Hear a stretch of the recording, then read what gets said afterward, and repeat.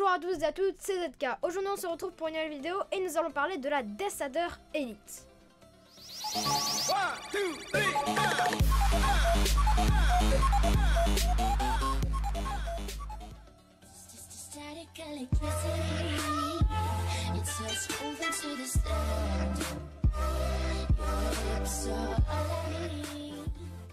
La Deathadder Elite est franchement une de mes meilleures souris que je n'ai jamais eues.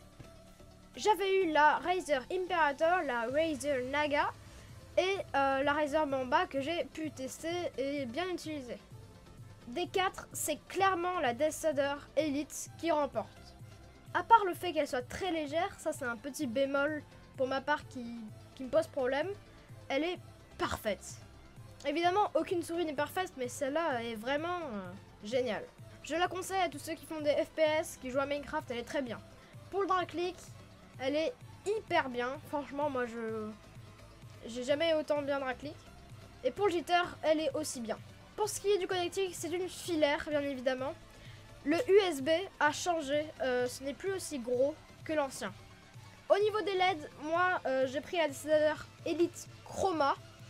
Le plugin Chroma est vraiment, comme d'habitude, génial. Les LED sont très nets. Il y a une possibilité de couleur énorme.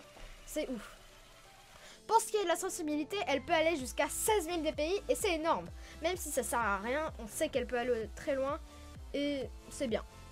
Pour ce qui est du packaging, il est très bien présenté. Lorsqu'on l'ouvre, on a une petite poche qui nous permet d'accrocher la boîte.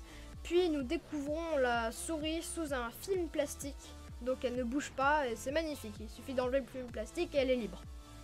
Le câble, il fait 1,50 m de long à peu près. Moi ça me va très bien, la souris elle est à 30 cm de mon PC, donc ça sert à rien. Mais si vous jouez loin de votre PC, ça elle va très bien.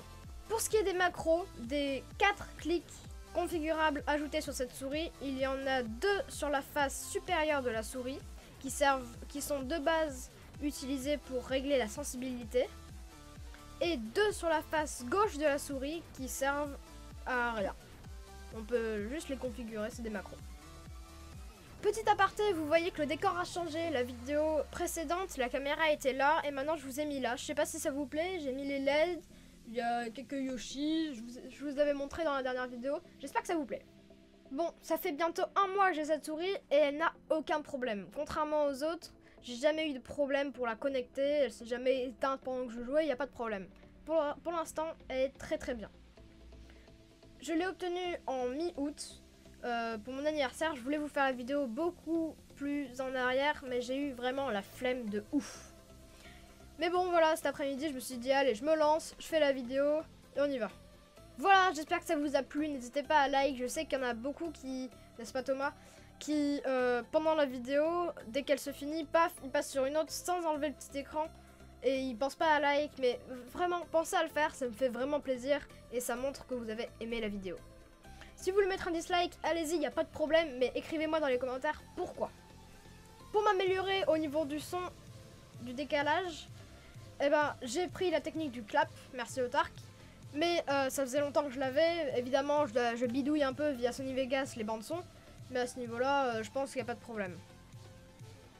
Bon voilà, n'hésitez pas à vous abonner pour les 1000 abonnés qui arrivent dans vraiment pas beaucoup de temps.